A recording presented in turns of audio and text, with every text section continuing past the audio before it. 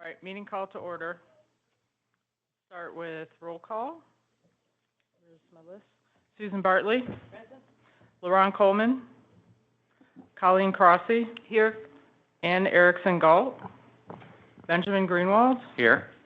Tanisha Moore. Michael Spitz. Pamela Turan. Present. Yvette Woodruff. Present. Dennis Yeager. Here. All right. Quorum +1. All right, could I get a motion to approve the agenda? Motion. Bring that to the floor. And I'll second. All those in favor? Aye. All right, do we have any comment from the public?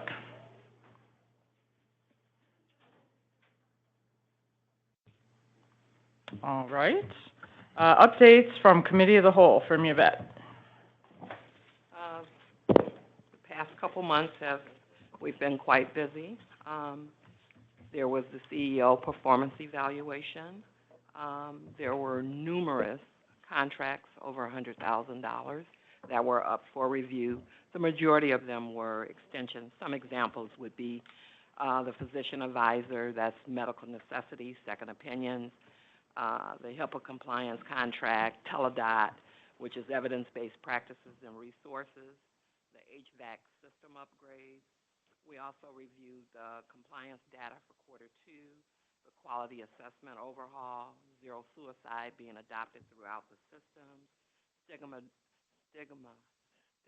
reduction around suicide, appointment of a recipient rights advisory committee member, crisis services being a direct run program, the MDHS contract, P2 funding seeking an increase from the flat funding through the county, credentialing through MetaService,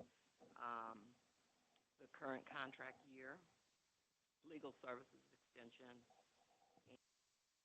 the annual plan, mobilizing community partners in legislative action, improving access to clinically appropriate person-centered behavioral services, the 3-year strategic plan, and SUD 3-year strategic plan update.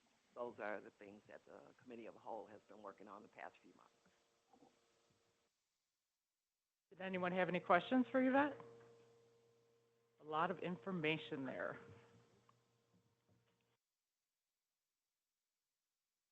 All right, we will move to community outreach updates with Paris Leisure.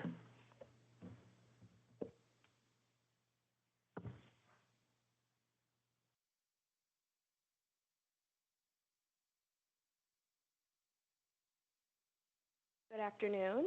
I'm Paris. I am actually the newest member of the communications team, and I am here to update you on behalf of Suzanne as she is out of town.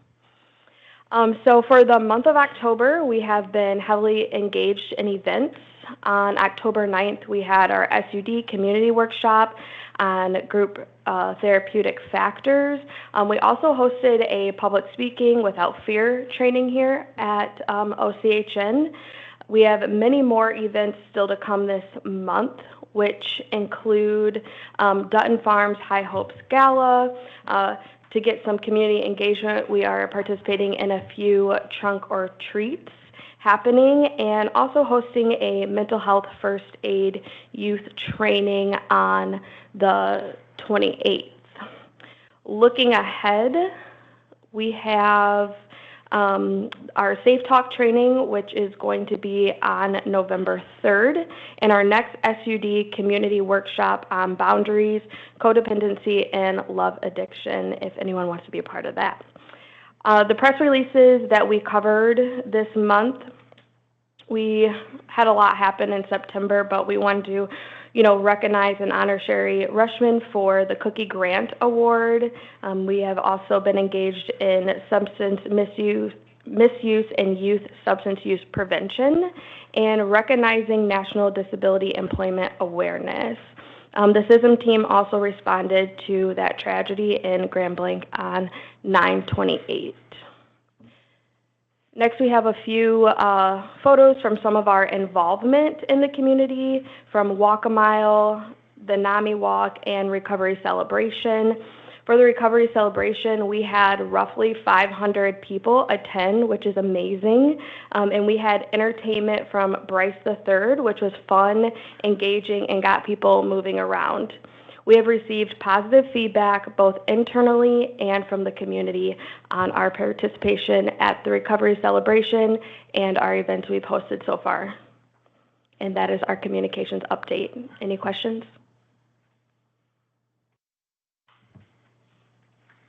I had a question. Yeah. Where is the ProCare trunk or treat?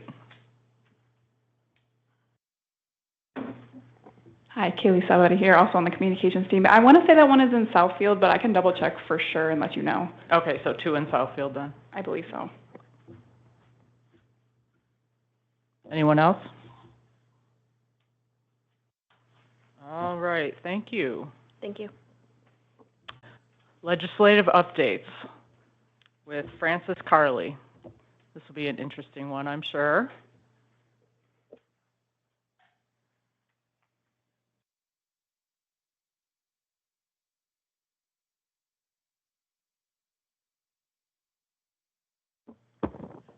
Hi, good afternoon. Frances Carley, Deputy Chief of Strategic Initiatives and Legislative Affairs for OCHN. So today, a few updates. One of the key updates is regarding the state's procurement, the competitive bid.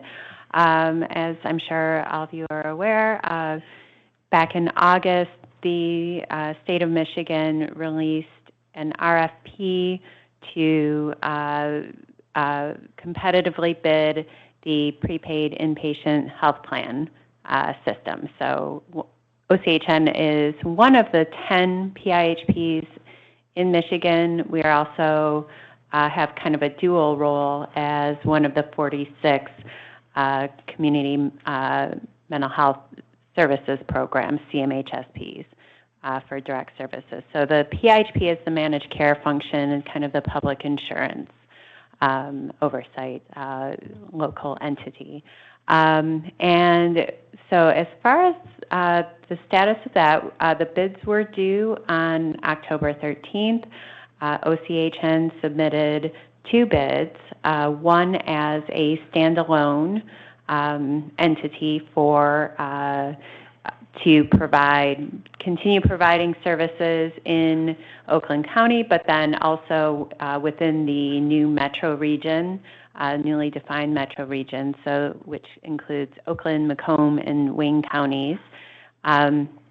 So we submitted an independent bid that way, but then also submitted a bid in conjunction and partnership with the Macomb County PIHP, and so it was sort of a joint bid to create a new entity through an interlocal agreement, and so that is one of the steps that we took to preserve the public system. The timeline that the state provided for the bids shows an anticipated date or schedule for releasing or announcing the awards in kind of mid, maybe late February. So it's TBD if they will be on schedule or if anything will change between now and then. But what we are anticipating is February having the contracts awarded and kind of at least a picture of what the state is actually planning to do for the system. You may have heard that there was a lawsuit and it did go before the Court of Claims for a hearing on October 9th. So there were 4, and this is, I'll give you the very high level information here because I don't really know all of the ins and outs, so I don't want to make any errors with the details, but from what I understand there were 4 items presented to the judge for ruling. 3 out of the 4 items the judge did order that the state was correct within the law, although he did say that his personal take was that the structure, the planning, and the bid, the way that it was going forward was unwise. There is still one outstanding item, which is the legality of the department's approach to restructuring with the direct services component, those 46 CMHSPs. So that is still an outstanding item. The legality is still to be decided, and it might be a point of ongoing litigation. So that is where the ruling is right now. In the meantime, our plan is to continue advocacy, but to really take a step back. I would like to take a step back in the next couple of weeks and really take stock of where things have come so far and what our next steps are and how we can continue advocating for the public system when the contracts are announced in February. So I'll be working with communications, other departments, teams, to really build out a comprehensive advocacy plan for February. So that covers the RFP, federal budget updates. Well, with the shutdown still continuing, this has not impacted Medicaid so far. I understand that there are some impacts starting to affect SNAP, the food assistance program, and telehealth as well. So we will keep an eye on these issues, and hopefully the shutdown will be over soon. Then in terms of local and state outreach, this past quarter, Dana Lazenby and I and others, we've been meeting and communicating with the state representatives, our local community, local representatives as well, to primarily discuss the RFP, what that means for the system and Oakland County in particular. Our advocacy priorities in FY26, that is,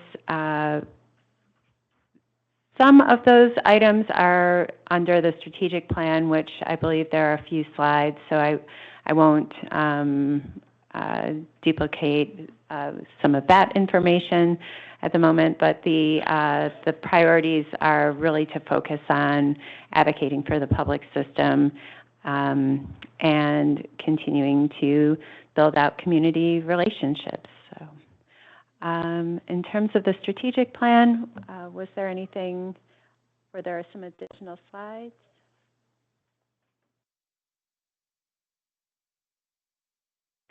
Okay.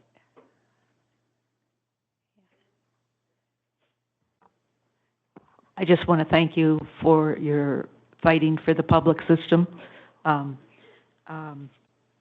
I know it's not easy. I mean, it's like one wave after the other, and I was curious about the 2 bids.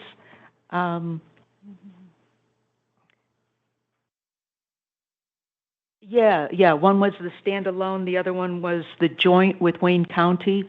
With Macomb County. I'm sorry, Macomb. All right. Well, the Macomb PIHP, I should say, although the PIHP and CMHSP are part of the county, so it is a joint. Okay. Now, does this also have something to do with they want to compress like the 10 into 3? Yes. Okay. All right. I can give you a little more background about that. Sure. That'd be great. Okay, so currently we have 10 defined PIHP regions. So the state is every state is the main sort of Medicaid administration entity. In Michigan, the state of Michigan delegates the managed care oversight to local governments through the PIHP, through these 10 defined regions. The new proposal is to break the 10 down to 3. So the newly defined regions, 3 regions. One is the metro region that includes Oakland, Macomb, and Wayne counties, and that's where most of the Medicaid population is for behavioral health services. So that does include, not as much physical territory, but most of the population. And then the central region, it spans, I believe it's something like 44 counties. It's all the way from Grand Rapids through Washtenaw to the Thumb, and then the northern region, which also includes the UP. So the way the RFP was written, to be a qualifying bid, an agency or a bidder would have to show that they have coverage through the entire region. So as part of and that's easier, I think, for the metro region than the other 2. So we were able to get quite a few letters of support showing an initial commitment and initial discussion to have that coverage for I believe it was 7 required service arrays. And so we had letters of commitment showing that we we're at least starting these conversations with providers to have coverage in all 3 counties. I'm not sure how a bid in the central region would, qualify that way. That would be far more difficult. But for the metro region, we did, for both bids, actually, we did get those letters of support across the 7 services. Mm-hmm. So then briefly, I can go through OCHN's strategic plan. It's a 3-year strategic plan. This is different from the dedicated SUD plan that Megan and her team go through every year or every couple of years. We're on essentially the same schedule, but it is this strategic plan is more about the entire PIHP. So the SUD goals and objectives, it does roll into this broader PIHP plan. So we have 4 defined. As part of this plan, we go through a needs assessment. We reach out, go to sites, to vocational centers, to SUD centers, take surveys, get feedback from people. We open the survey up to the broader Oakland County community through Constant Contact and a lot of other outreach avenues and mechanisms. But the strategic plan is a 3-year plan. So we're currently in the first year, FY26 through 28. We have 4 main priorities, strategic priorities. And so the first is the managed care administration and operations. As part of that, we defined the key kind of goals and main themes for the next couple of years to work on building out the behavioral health workforce, improving our managed care processes and oversight. Part of that includes bringing in the managed care, any functions that were delegated out to providers, bringing those in, and streamlining those processes, strengthening the community mental health services, and that is through the provider network, but then also through our direct services in the CMHSP. Next slide.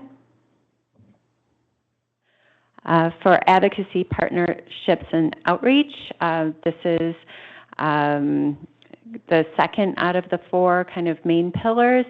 And so we're focusing on the PIHP countywide partnerships, building in additional community opportunities, including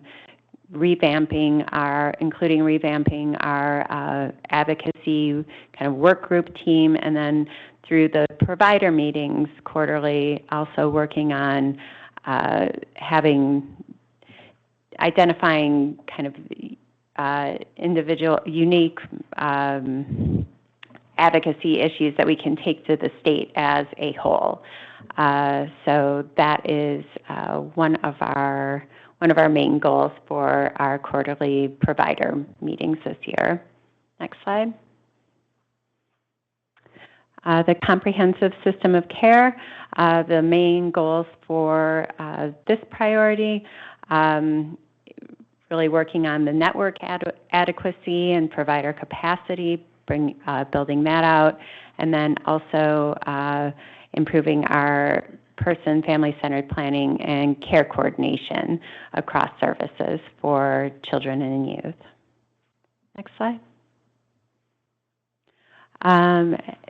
This also includes strengthening our collaboration with the health plans, using technology to enhance individual choice and independence, and enhancing our use of the HEDIS measures and data for social determinants of health to help build out partnerships and support services.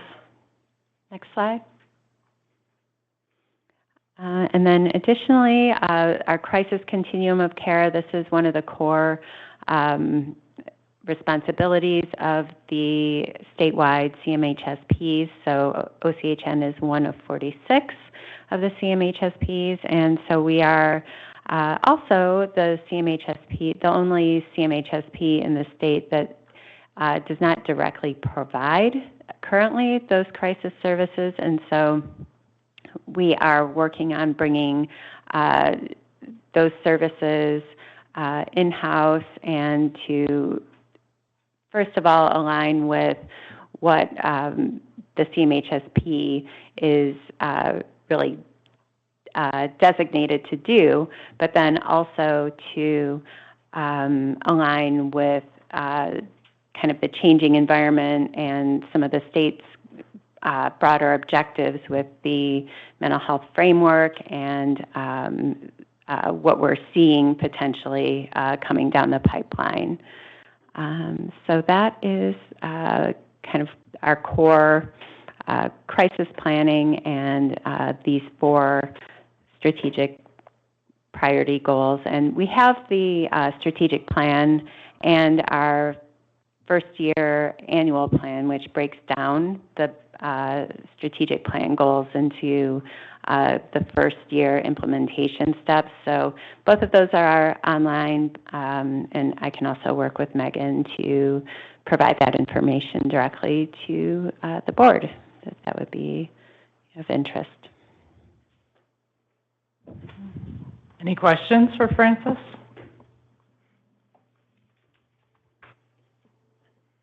I had a question. So when you talked about the state reviewing the RFPs, is that the MDHHS? Yes, The department, yeah. Well, the human services is that's where the actual implementation will take place, but DTMB, Department of Technology, Budget, or Management and Budget, they are the entity that's actually reviewing the RFPs, I believe, or the bids, I believe. Is that part of MDHHS, or it's like a state organization? It's one of those, it's a separate department. It's really the budget, the kind of the core budget, and I think some of the operations for the state are within DTMB. So just the money people? Mostly money people, but I think some of the IT must be in there too. I know I used to work with the state budget office frequently, but that's kind of a subgroup of DTMB. Okay, and now I might have missed this, but did you go over the CEO local and state outreach? Yes, the past quarter, Ms. Lazenby has really been focusing on advocacy at the local, state level, really around the RFP. And so we were doing a lot of outreach to local leaders to obtain letters of support for the system, and asking the governor to stop the RFP process essentially, and or pause it so that we could work on solutions together and come to the table. Any other questions? All right, thank you very much. Thank you. Director's report with Megan. Yes, hello, good afternoon, everybody. Today I will be giving an update for our 3-year strategic plan. So like Francis was discussing, for SUD, we have a completely separate strategic plan than the OCHN strategic plan. So for the OCHN strategic plan, they will do surveys. They go out to service sites, get surveys done from the people served, from family members. As board members, they will send out emails with a link for you to be able to do the survey as well. When it comes to the SUD strategic plan, it is a very prescribed strategic plan that we have to do because of the federal funds that we receive. It is a very prescribed 10 or 11 question layout given to us by the state. So it is a format that we are not able to change. It's very specific questions that we have to respond to, and it's a lot of data analysis as well, looking at our county, looking at what the needs are, what is the data showing us. And the two big pieces that we do a lot of kind of the collaboration and brainstorming and working with our community partners and stakeholders and you as the board members is when we do 2 work groups during this time for our strategic plan. And it's during those work groups that CEOs, chief of police, many people will come together. We talk about what are we seeing, and then we will have a work group that's also for frontline staff. They talk about what they're seeing. That then feeds up into the larger work group, and then from there, and looking at all the data that's been compiled, we kind of lay out the strategies and the areas that we really want to address in the county for the next 3 years. So with that, for my update, I didn't pick out every goal from every area for me to give updates on. I really just picked a few to give some quick highlights on. So next slide, please. So for prevention, our intent was to continue our work groups that we do. Those work groups that we do during strategic planning time, we wanted to continue those and just not have it be something that we were doing only when it was time for strategic planning. That unfortunately was something that we had to put on hold. We had a time right after we did and launched and got into the first year of our strategic plan, we had our prevention coordinator depart, and it took us about, I think it was over a year to fill that position. And in that time, we had other positions in our department as well to be filled. So the SUD department, we are a small department, but we are a mighty department. We are a department of 9 people. And so at one point, for several months, we were down to 5. And so that left, for example, we did not have a grant coordinator. So myself as the director, I was doing my director job, but then I was doing all of the grant reporting. We have to do every quarter about 53 work plan updates in the state's eGrams reporting system. So it was just not feasible as much as we wanted to do this to be able to continue this.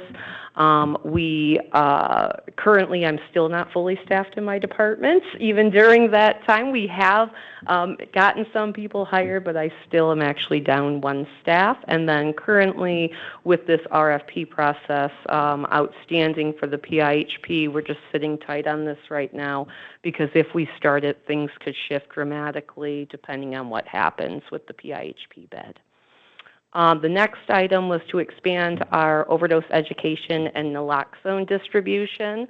And the goal was to have 100 Save-A-Life stations in Oakland County, and we reached that. I believe it's 102 that we have. The Save-A-Life stations, by far, are one of my favorite initiatives. I can talk for hours about it whenever it comes up. Last year alone, from the medical examiner's office, I believe it was a 36.7% decrease in overdose deaths for Oakland County. I get goosebumps that's incredible. It's incredible, and I truly believe this initiative is a huge part of it. It's not just the Narcan people receive, it's fentanyl testing strips to be able to test their drugs and see if there's fentanyl in there, the xylazine testing strips as well. So this has been an incredible initiative, near and dear to my heart, and I love it. Our next update are strengthening tobacco prevention and cessation efforts. This also includes vaping. Tobacco is the formal name we have to give it because technically that is what says in our eGrams reporting system. So we receive a specialty set of money. It's a small amount specific to tobacco and vaping. We do more vaping EBPs underneath our prevention program, but for this specific initiative, we receive about $4,000 each year, and so we wanted to be able to do a lot more education for the community out there. So we purchased 2 hidden in plain sight room kits.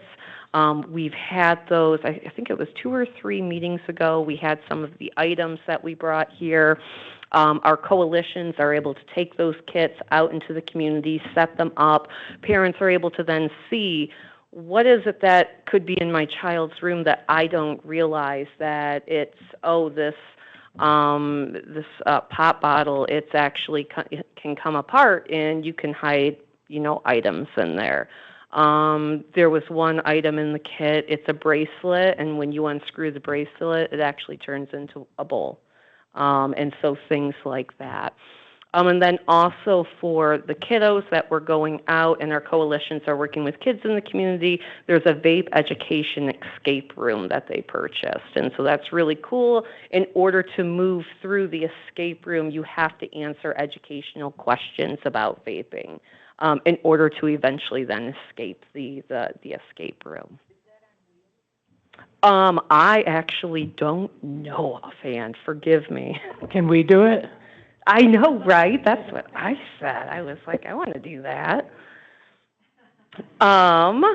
So that is, I think those are just the 3 for prevention. Any questions before I move on to treatment? I had some questions. Yes. Could you remind me when the fiscal year, 2025 is? Fiscal year 25. Oh goodness, I always have to stop and think about this. I know. We're in Trish, where are you? We're in fiscal year 26 right now, right?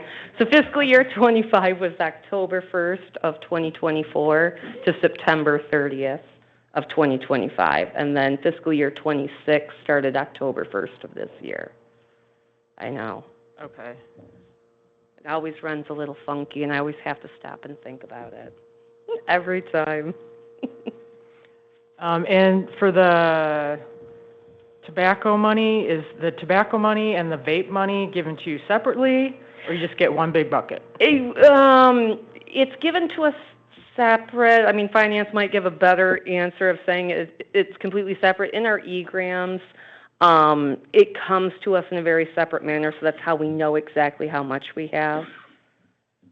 So it comes to us separate, yeah. Any other questions? Sounds like have more. Yes. Is that right? Okay. So for our treatment updates, expanding women's specialty services to include our medication-assisted treatment providers. That one is currently ongoing right now. We currently have women's specialty services at an outpatient level, at a withdrawal management, and a residential level. But our medication-assisted treatment providers, we want those services to also be available in there as well. So we are working with our MAP providers to expand, and they have to become state certified, so they have to be able to offer things like daycare on site, as well as transportation. So we are currently working with them on that. Continue to advocate for the implementation of Project Assert. This one we put on hold. This one, for those of you who have been on the board for a very long time, you know that when Christina Nicholas was here, she was talking about this.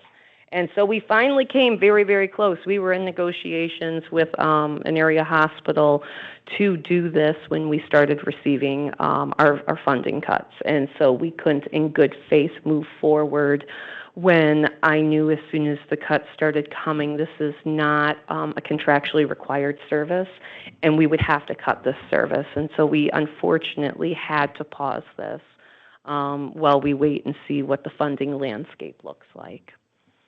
And then lastly, evaluate and identify administrative inefficiencies to increase ease of access to services and to assist in workforce retention. So one of the things we've done, we work very closely. Our SUD network, they are incredible providers and they're incredible partners. They really are always saying, what can we do to help? And, you know, when they say, hey, you know, we're finding some things to be administratively burdensome, I say, okay, let's sit down and talk then, because how can we simplify things? So one of the things that we do is we have a quarterly administrative improvement work group that we have with our network. And specifically, it's all about coming together to talk about our EHR system. What are things that they're saying, you know, hey, this is cumbersome. It takes us 10 clicks to get to this area when if a button was put on this screen, it could be one click. And so just trying to ease those administrative burdensome items, giving feedback on feedback that they gave us was they would have to upload for every single person served. They were uploading individual tox screens, or they would have to punch into Odin, our electronic health record. They would have to punch in all the individual drug screens for every single person served, at least 2 drug screens a month. And they were like, this takes our staff a huge amount of time when we could be instead working with the people. And I said, great, I hear you. How about if we add it to our annual audit? So when we come on site, we do our audit. We're checking to make sure you have those drug screens in the file and you no longer have to upload them into the EHR. So it's things like that that we do with our network. One of the other big things we did this past year, we really made this electronic platform for all of their reports and all of their invoices that they submit. So previously, it was kind of a free-for-all for how things were submitted. If this report, they would get a list of, here, your women's specialty report is due on this date, and you have to email it to these 3 people.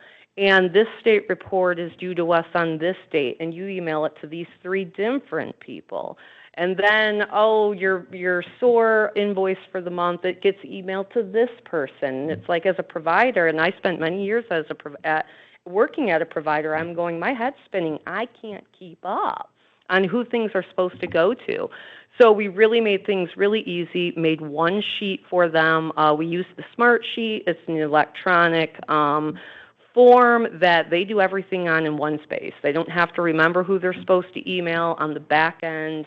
It diverts to all the OCHN people every single report is supposed to go to. So they no longer have to be like, who am I emailing? And no matter what report they're submitting, it gets submitted to this smart sheet. So that was one of the biggest improvements that I loved this past year. And next slide. And then our last area is for recovery. Next slide, please. And for recovery, this was probably the most challenging area for us on our strategic plan, mainly because everything we planned in this area was built upon us doing a bid for a recovery community organization, and then all of the goals each year built off of that organization being stood up and operating. Unfortunately, when we did our bid for the RCO, the bid was awarded, but unfortunately the entity who received the bid had to rescind their acceptance of it because they had lost their RCO accreditation, which allows them to receive federal money. So they could not, without having their board be at least 50% of people in recovery, I had SOAR money that I could not allocate to them. I had COVID money I could not allocate to them. They had to have this certification to receive some of the specific funding. When that occurred, we started having some changes in our executive leadership with our CFO. So it was like, okay, we need to pause a minute. I want to make sure when a new CFO comes on board, I want to talk to them, even though I've had approval for it. We've got to talk to the new CFO and make sure we have approvals for moving forward. And really just in that time frame, we started then again seeing the changes in the funding landscape. And so as much as I always talk about we need an RCO in our community terribly, again, we also have to be financially responsible, and it's not a contract requirement. It's a benefit to the community. It's something I truly believe in, but it's something that we've had to put on hold for a minute while we wait and for the funding landscape and see where we go. And then our other piece that we did for recovery was develop effective media messaging. One of the things that is truly near and dear to my heart as well is the media messaging that we do. And just for myself, being a person in recovery, I look at the messaging we do and I look at it from the point of view of a person served, saying, does this touch me? Can I relate to this? Do I see myself in this? Because I know something that I personally dislike is when I see an ad and I see pictures on that ad and I'm like, yeah, that doesn't even look like me. You have no clue. For myself, I just write it off and I'm like, you guys, you aren't tuned in. You have no idea. So really working closely with communications. Next slide. We did some rebranding, really, and then just even in our messaging as well. You know, my addiction does not define me. Join the recovery movement. That's another huge tagline that we used. And then next slide. One of the things that we did, this by far, our mall advertisement, it's one of my favorite things when we're working with communications. One of the things I'm always sitting around saying is, how can we reach the general public, the people who don't know about us? That is who I'm interested in reaching. Not that I'm not interested in reaching the people who do know, but the people who know. They know how to reach us. They know how to ask for services. But what about the person that has a private third-party insurance that they can't afford it and they don't realize there's help out there? Those are the people I'm always looking to reach. And so doing ads that are on the electronic kiosks in the mall, you know, where people are just walking around, they see it, the imaging that we used. It's certainly by far one of my favorites that we've done. And then just in terms of our strategic plan as a whole, this fiscal year right now, we would typically spend this year doing our next 3-year strategic plan. So it takes us all year to plan for it.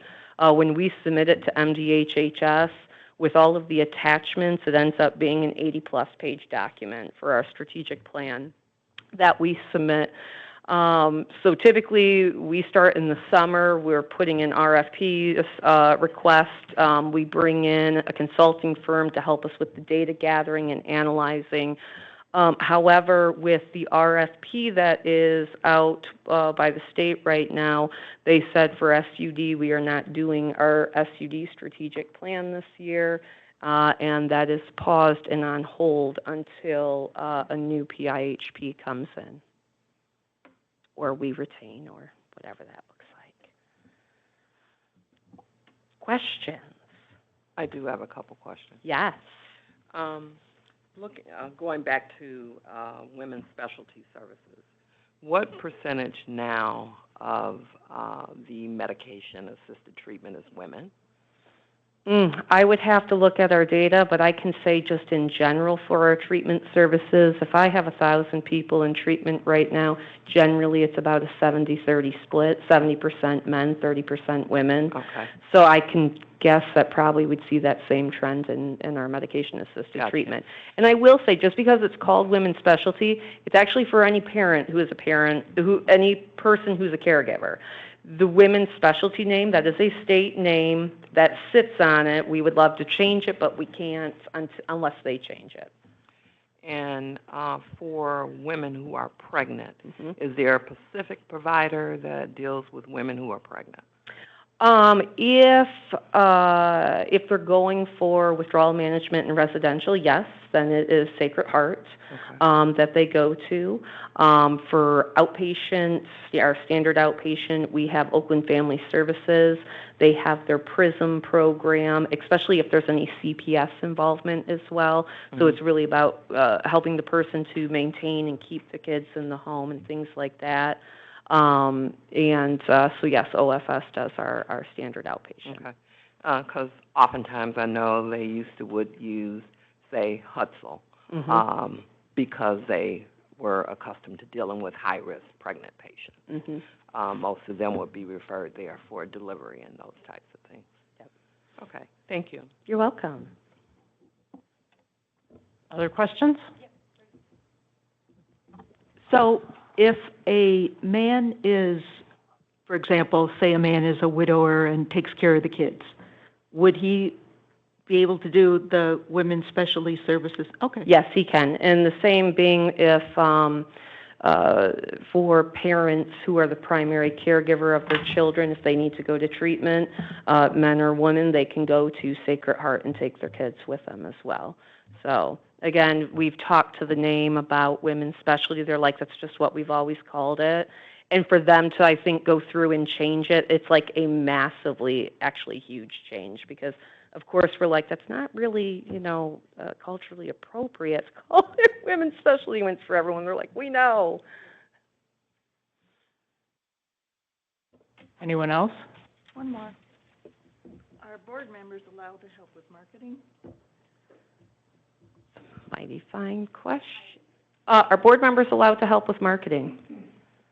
I would assume when it comes to like our day-to-day operations of what we're building and what we're doing, I think that typically stays in-house, but I think if there's any suggestions or anything that you have, we're absolutely always open to it.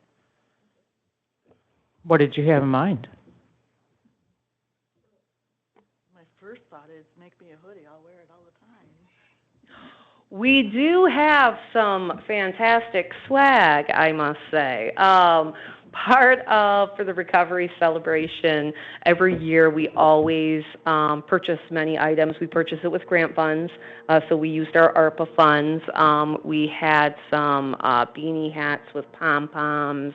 I'm a swag snob. So, but I am a deal shopper. I am. But I'm a deal shopper, and so I find everything that's on sale. So we have mugs. I look at things like, what is it that we can buy that everyday people would want to use? Because that's what's going to cause someone to be sitting at home and finally just go, what is this place? I tell the story that I absolutely love, and I promise it's short. I know I'm a talker. But one of the things that made me super happy was I was out to eat with my mom one day in the town I live in, right? So, I mean, I'm just out to eat with my mom and my kids, and in walks a person, and I instantly recognized their sunglasses. They were our sunglasses that we had done for our recovery celebration, and I'm like, that's exactly what I want. So, yes, we do have some swag items. Yeah, I asked for swag once for 5K races, and I would suggest because I thought this would be a good one, other organizations do it, but like have a really big OCHN logo on the back. The T-shirt I got had a really tiny logo. Yep, we had T-shirts for our recovery celebration this year. We had our company logo on the front, but on the back it was a very large Join the Recovery Movement, OCHN related. So yes, they're fantastic. I think maybe next time we come, maybe we can bring some things downstairs for the board members. That would be great.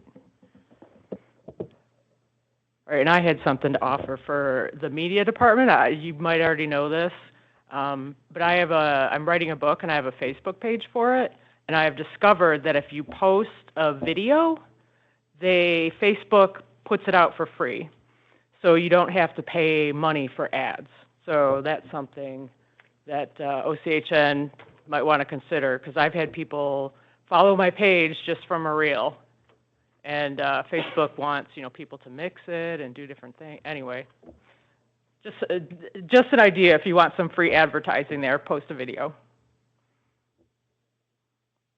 All right, anyone else for Megan? How long is a reel? Because I'm remembering that it's just really short. They redefined it, so any video is now a reel, so you can make it, I think you can do it up to a minute. Wow. Mine are always short, but you can do, I figure people aren't going to watch it for a minute, but I unfortunately watch other people's for too long.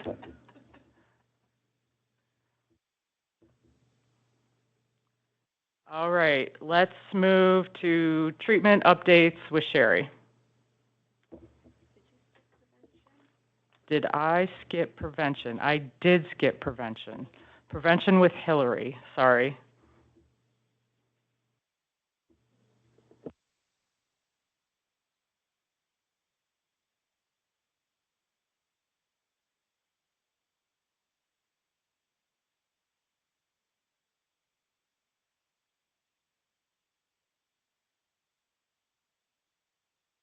Okay. Hi, I'm Nancy Dolan. I'm the SUD prevention coordinator, one of the positions that needed to be filled.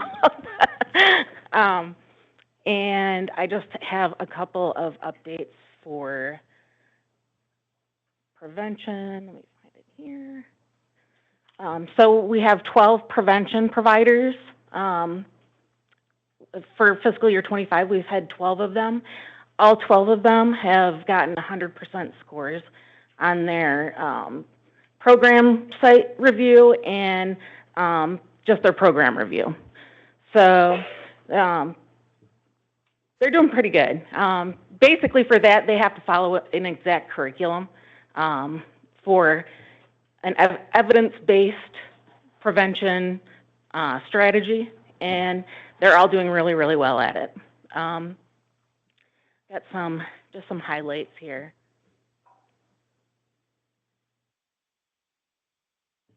So within the past year, Huron Valley schools all scored 5% or higher in more refusal skills for drugs and alcohol. Huron Valley schools at Oak Valley, Fall, White Lake, Muir, Lakeland, Johnson, Oak Valley. And all but one of these schools had an increase also in the ability to control their emotions and improve their self-confidence by at least 5%. South Lyon, Salem District Library and middle schools, the middle schools in South Lyon, Salem Township and Northville Township, their goal was to have 100% of the students demonstrate improved life skills, competencies per the Botvin life skills curriculum. And they all had increased percentages in areas such as drug awareness, assertiveness, drug refusal skills, alcohol awareness, relaxation techniques, and smoking awareness. The only things that went down was in the areas of self-control and general life skills. So middle school students in Oak Park, Southfield, and Madison Heights between the ages of the grades 7 and 9, the goal was to increase the group score for the pre and post test for the Botvin life skills by at least 4%, and those schools showed an increase in knowledge overall knowledge, anti-drug knowledge, life skills knowledge, drug refusal skills, and assertiveness skills all increased in their numbers. The only ones that decreased were self-control and relaxation skills. Middle school aged youth in Oakland County, which is a pretty general group of people, they had an average improvement of 8.5% in areas such as knowledge and handling anxiety and self-esteem, and the largest improvements were in the areas of assertiveness, in things like asking for correct change or using deep relaxation or in just simply not giving up on their goal. That is all I have, if anybody has any questions. I'm just wondering, are the students given a certain scenario and then they're observed with this asking for correct change? I mean, So every EBP can be different. Essentially what they're looking for is they do a pre-test and a post-test. So they do a pre-test before they do Botvin life skills. Then what Botvin is, it's a workbook. And so they go through, they do an 8-week after-school program with the kiddo doing the workbook, and then they give them the post-test. Okay. And then they're looking to see, did knowledge increase or decrease? okay. On the prevention front, that's really how we are looking at, for how well the kiddos are picking up the skills. Our audits that we do, our 2 audits that we do on the prevention providers each year, it's not uncommon for us to see that it's 100%. And I'm going to say this: one, the state has very loosey-goosey guidelines for prevention. Essentially, when we go out and audit and we do their site review, we're pretty much watching to make sure, are they following the fidelity to the program? So are they following the workbook? Are they doing exactly what they're supposed to be doing with it?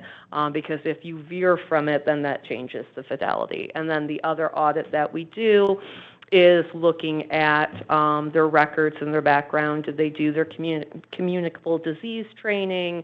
Are their files in order, their hiring files? Do they have the correct certifications? So it's not hard to get 100% in those areas. We really look more at their end of the year with what we call the measurement by objectives. And that's what we're looking at for the outcomes. Did they meet their outcomes? And then what are those pre-test and post-test scores? Okay, thanks. Anything else for Megan? Or Nancy? All right. Now we will move to treatment updates with Sherry.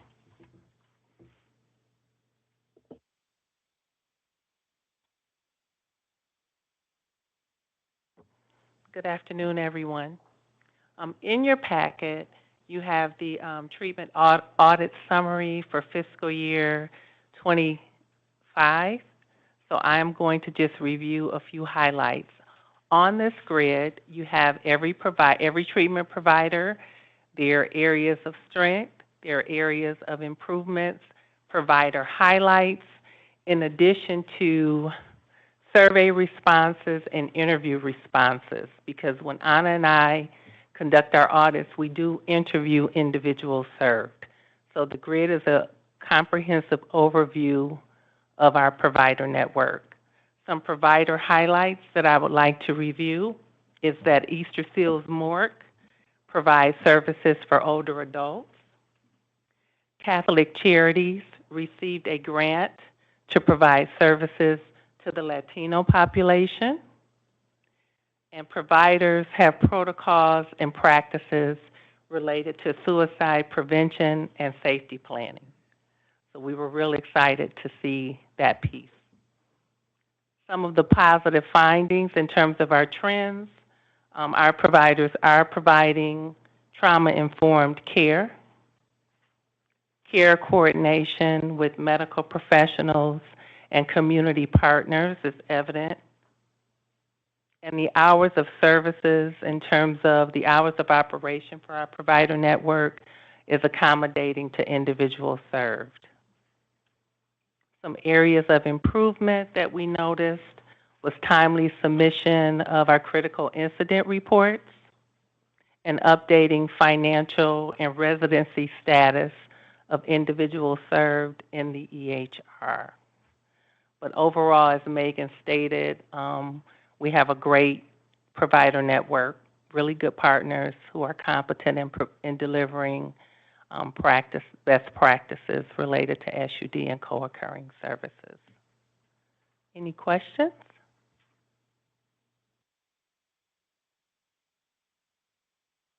Okay. All right, is there someone different who's doing the second half of treatment updates? Elizabeth Taylor, or are you doing it also? Elizabeth will be doing the administrative audit reviews. Okay. This information that you have is related to the clinical record specifically. Right. And then Elizabeth from our QM team, she does the personnel and administrative audits. Right. So we're, like, should I call her up now, or are you, okay. Yeah. Just want to make sure. Yeah. Provider administration results with Elizabeth Taylor. Thank you.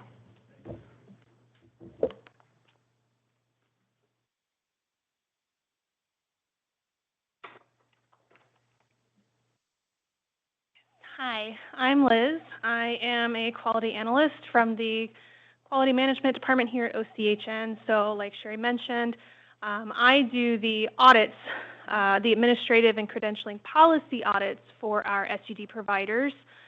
So I will walk us through the results of what we found this year. So next slide, please.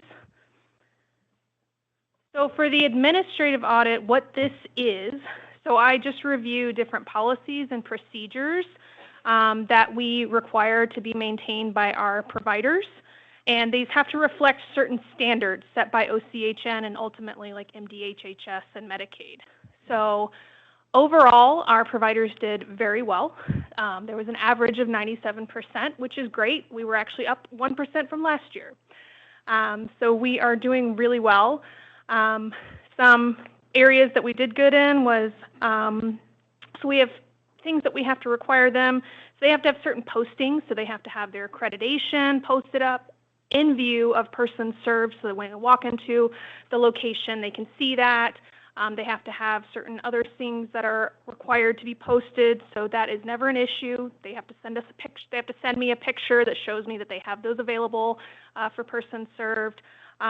Programming schedule, I have to be able to see what kind of programming they are offering. I'm not assessing the type of programming. They just have to send me the programming to show me that they are doing stuff for the person served.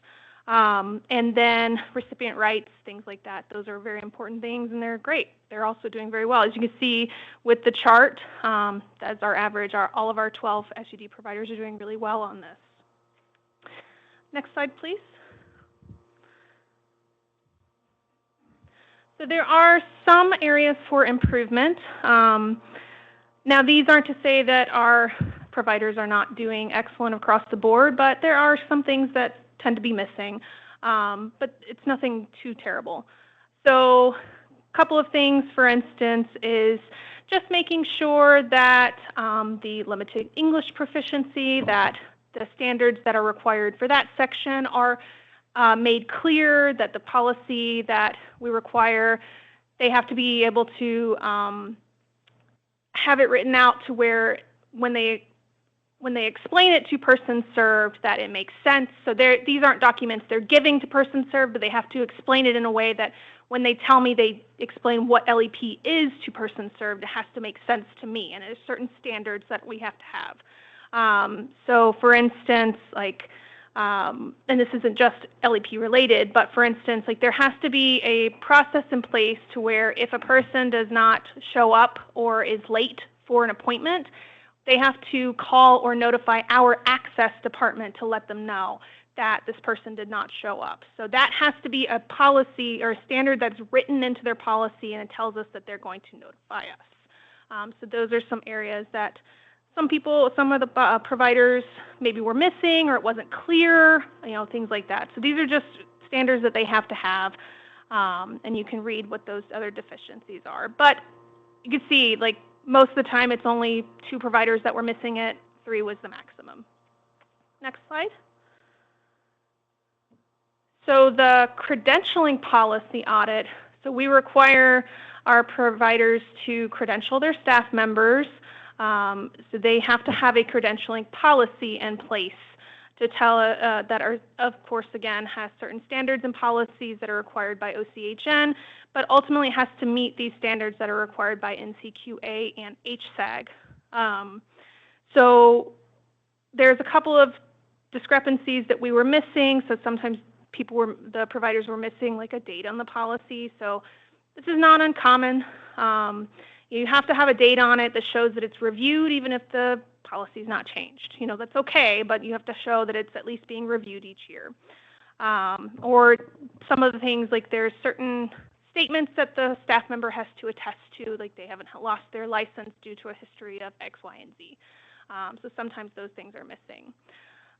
So I do want to point out at the chart at the top, so Eastwood had our most deficiencies, and 6 of our providers had no deficiencies. But I'm working with Eastwood, so they did just merge with Henry Ford. So this year with the HR representative that I work with, they told me that they kind of get locked behind a lot of red tape because it's not easy to change their policies. Their policy gets worked on by the entire organization. It's not just within one department, i.e. the SUD department, so it gets locked behind a lot of red tape.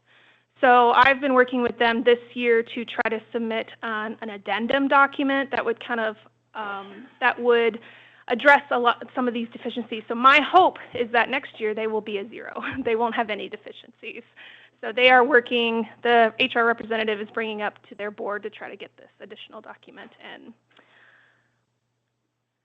And next slide, please. So as part of this, I mentioned that we require our staff members to be credentialed. So we're no longer doing the credentialing staff audits. Like I said, I do the credentialing policy audits. I don't do the staff audits. That was something we did a couple years ago, but now we use what's called MedVersant. So MedVersant, the providers submit the staff credentialing packets to MedVersant. MedVersant kind of goes through and does all the checks and balances and makes sure that everything is okay, and the background checks and things like that for us, so that we don't have to do it on our side. It is an NCQA accredited program. So they'll check sanctions, transcripts, licensure, certifications, et cetera, for us. And then they'll give us the documents back and say, this person's clean, or this got hit, or whatever it was, this kind of came up for them. So they kind of house it for us. What's nice is that now MDHHS only requires the re-credentialing on a 3-year basis, whereas before they had a 2-year basis. So that's a good thing for our providers now. Less burden on them, which is always our goal, right? So, and then just to give you an idea of how many of our SUD practitioners were credentialed through MedVersant, we had 97 this year throughout our 12 providers. So, yes, I'll take questions. So I'm wondering if the credential thing is CAQH provider, or if I'm thinking of something else. CAQH provider? Yeah. Are you talking about the credentialing policy, or this program that credentials? The credentialing policy. So not that I'm aware of. Okay. Okay, because I know you have to reattest for that one more frequently than 3 years, unfortunately. Yeah, so this one at MedVersant, our staff members do have to reattest. If they're recredentialing, they do have to attest, and it's every 3 years. So that's what our requirement is now. I know, that is great for them. We really love that for them. I know us and the QM team do. But I will take any other questions if you have any. All right, thank you. All right, thank you so much. Quarterly financial update, Richard Carpenter.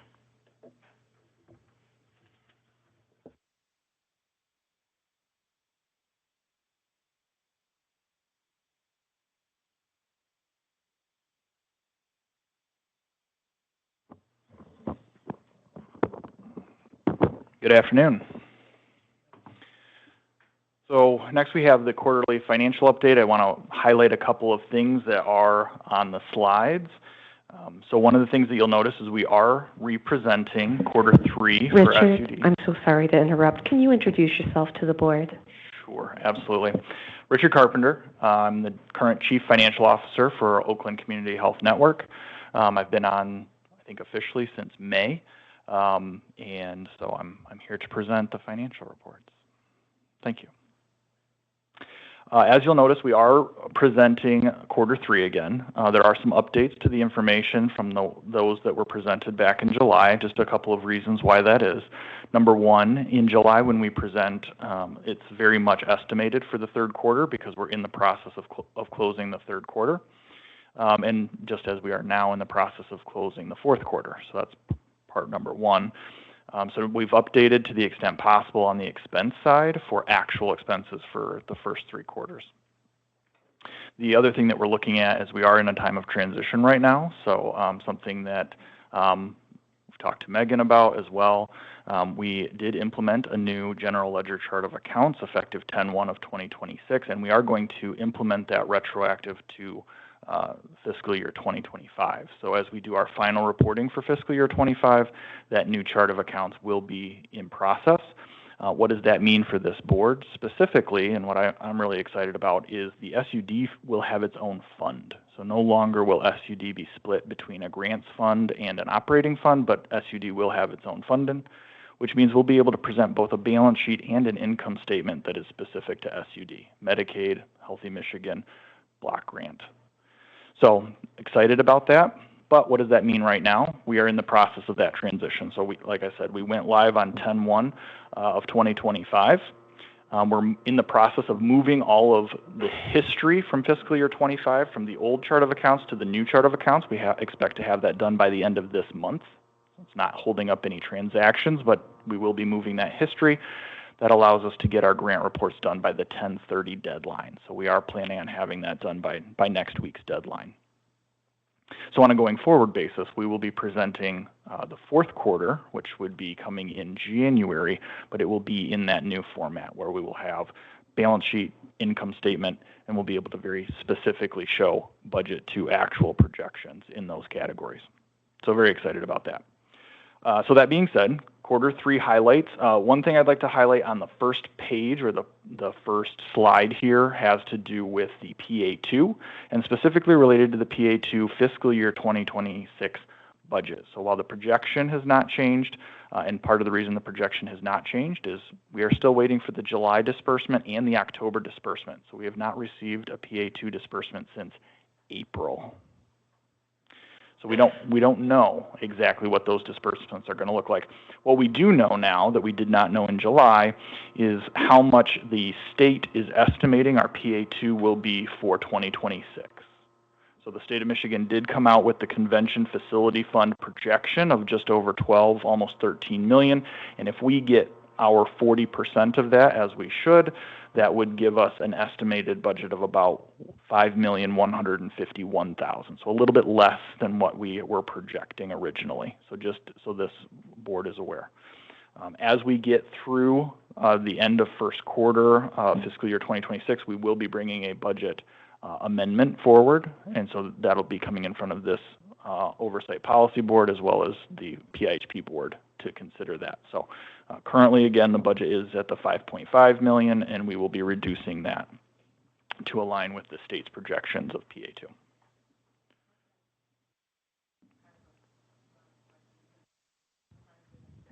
Now, maybe we should wait until he's done talking? Okay, good. Sorry.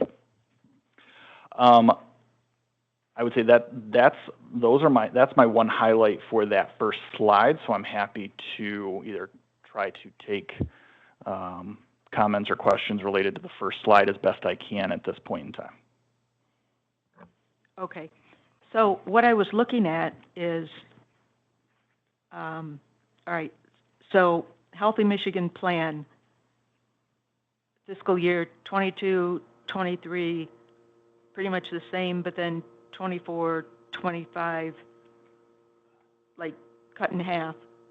And then fiscal year 26, back up to 9 or 10. So can you tell me? What happened? Yeah. Yeah, absolutely. So what happened is from 23 to 24 is when we really saw the start of the redetermination process as the public health emergency was stopping and the number of eligibles were coming down. Okay. And Healthy Michigan was impacted by far the most significantly. It took the state a little bit of time to do the analysis to say, that's not a good thing. We might not be funding sufficiently for Healthy Michigan, especially in the SUD space, because as you know, Healthy Michigan is our largest funding source for SUD services. So luckily, they did do an adjustment at the end of fiscal year 25.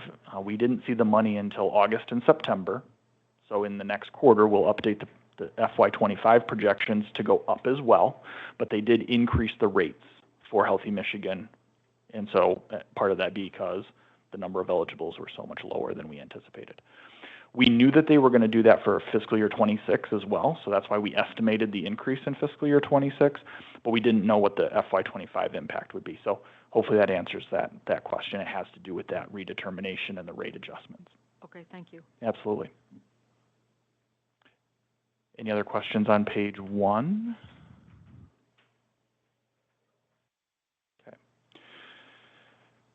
Page 2 is the expenditure side, and again, for our grants, we really shouldn't see any change from the projection or the budget that was presented back in July. Again, that in part is because when we submit our eGrams grants, they were based on our best projection of that at that time.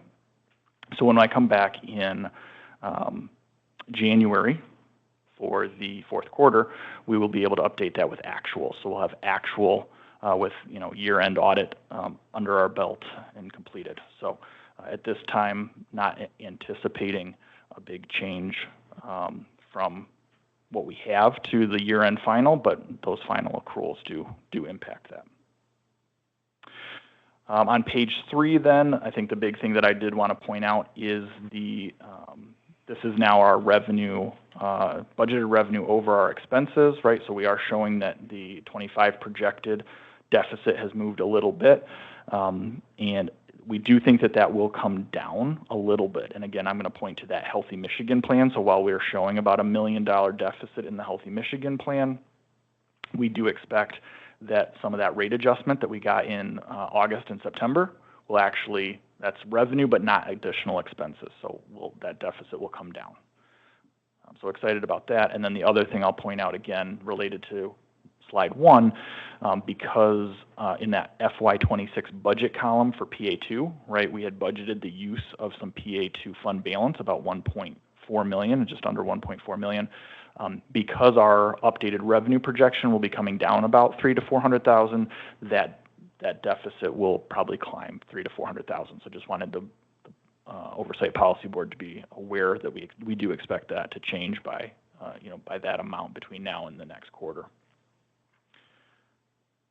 Slide 4, of course, is just a summary, really, of slides 1, 2, and 3.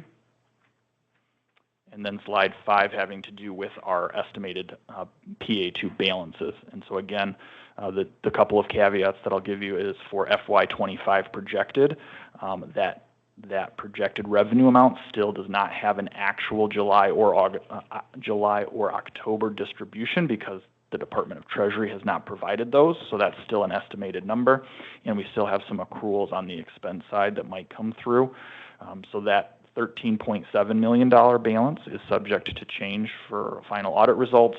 And then in the FY26 budget column, again, we know that the starting balance is subject to change. We expect that that revenue number is going to come down to about 5.1 million, and so our ending balance could be anywhere. It's probably going to be closer to a $12 million ending balance for our FY26 budget, approximately. So, any other questions or concerns? Yes. Yeah, it's about the PA2 again. Yes. Okay, so on page 47, where it says PA2 other, it, okay, I guess what does that mean, PA2 other, as opposed to just PA2? I think we treat that in our audited financial statements as an other revenue category, but from my perspective, PA2 is the PA2. So I guess I'm not, I'd have to go back and look at why the actual word other is added to that line. Okay. And then, for some reason, I'm just looking at the, again, at the PA2 other, same page, 47. Fiscal year 26, it's in parentheses, so it's negative. 1,300,000, what is it, 62? Yep. Fine for, okay, so what's up with that? Right. So what that slide or what that page is just reflecting is what is going to be the impact to our balance of PA2 based on our projected revenue and our projected expenses. So that negative 1.3 million is saying, you know, we plan on spending all of our current year revenue plus about 1.3 million out of our fund balance. So that's our net change for the year, or projected. So you didn't write down any PA2, you just wrote down what you think.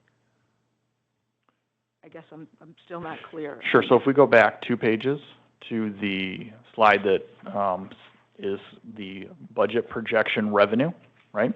Okay. And on that slide, we have our estimated revenue of 5.5 million on that PA2 other line. Right. Okay, so you follow that. Okay. And then on the next page, we have so that's our revenue side. On the next page, we have the expense side, and on our PA2 other, we're planning to use about 6.8 million. Okay. So all this slide, this third slide, is doing is saying if our estimates are accurate, if we get 5.5 million in revenue and we spend 6.8 million in expenses, what's the impact to our ending balance? And it's going to reduce our ending balance, that's why it's in parentheses, by 1.3 million. Okay. Yep. Okay. Are there any other questions? All right, thank you very much. All right, thank you. All right, old business. OPB training follow-up. Please do not announce who has not logged into Docebo yet. I'm sure you have a list. I was coming prepared, Kelly. I know. Luckily, we are here just to get feedback on how it was going. So I know that not everybody has been able to log in or complete or even start some of the trainings. But we wanted to get feedback on if you were able to, how was that process, the trainings you did get to see, what you thought before we continue on, right? And so we wanted to open it up for some conversation. I believe, Commissioner Spiz, you said you finished all yours, right? So just wanted your feedback if there were tweaks or any changes we needed to make, and kind of open it up for discussion. And if you didn't get to, that's okay. If you had any barriers, how can we help you, overcome those?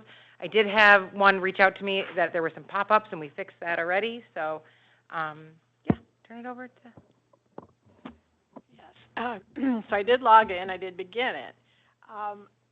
I'm trying to remember what segment I was in, and it was a lot of words. And you and I already talked about this. Yes, that would be the rights training. I needed a cup of coffee to get through that one. So that one, I would say maybe if there's a way to break it up, or alternatively put some graphics in it to make it less word. Yes, it Yeah. felt like reading a textbook. Absolutely. The training that we did put in for your rights is the exact training that our providers have to go through. So I do want to talk with Megan and with Sherry about is that what the board needs? Is there some sort of higher level overview? But yeah, that was as I created it, feedback for myself as someone who's had to take every single one. Thank you for that. Anyone else? I think I completed them all.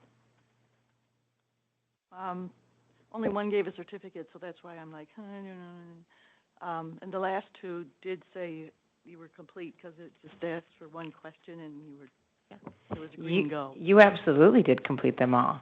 I'm sorry? You absolutely did. Okay. Somebody gets the extra swag that Megan was talking about. Yes. I was very interested to see, though, that the DEI one was going to expire October 25th and saddened based on our current society's business, but it was interesting and I really did like it, and I wish it would stay. Great, thank you.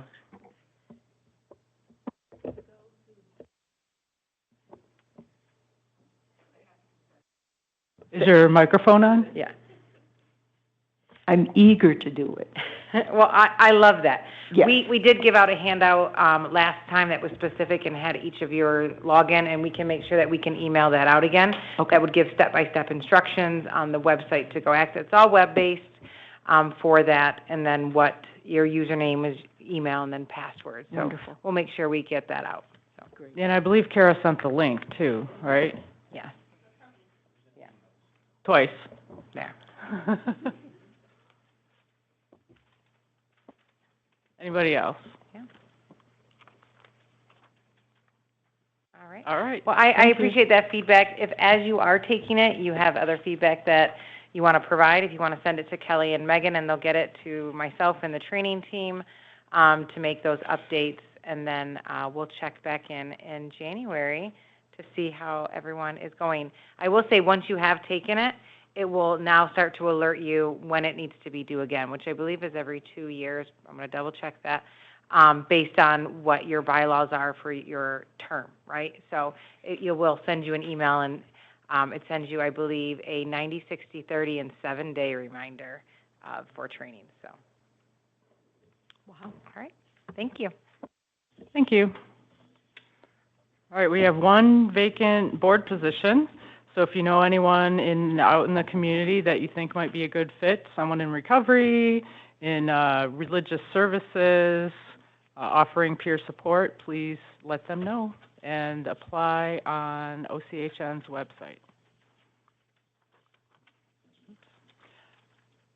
All right, new business. Could I get a motion to approve the meeting minutes from July 23rd? I motion. Second. I'll second. All those in favor? Aye. All those opposed? Okay. The 2026 meeting dates, were those in our packet or not? They are. Okay. Oh, there they are, right on the last page. All right, has everyone had a chance to review them? What we've added is an inclement weather option. So if we experience a snow cancellation like we did this year, then there is a date that hopefully you can already have on your calendar as tentative, so that we don't have to scramble at the last minute and try to schedule something that we can get a quorum. So were there any questions on the schedule? Basically mirrors this year except for the weather option. All right, all those, sorry.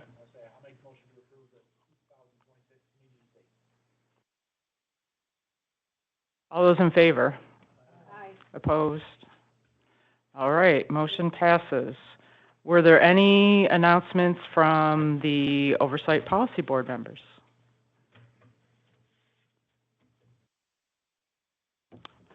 All right, any public comment?